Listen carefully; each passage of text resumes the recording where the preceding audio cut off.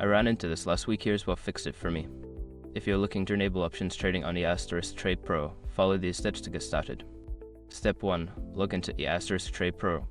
Before changing your settings, use the ETRADE.com link in the description to open the password strength checker, then update your password if needed.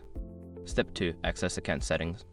Once logged in, navigate to the account settings by clicking on the account tab located at the top of the screen. Step 3. Select trading permissions.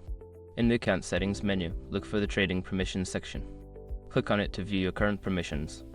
Step 4. Enable options trading. Find the option for enabling options trading and check the box next to it. You may need to agree to certain terms and conditions.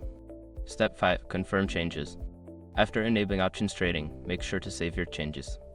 You might receive a confirmation message indicating that your settings have been updated. Remember, if you don't see the options trading checkbox, it might be because your account type doesn't support it. Check your account type under the account information section. Good luck with your trading.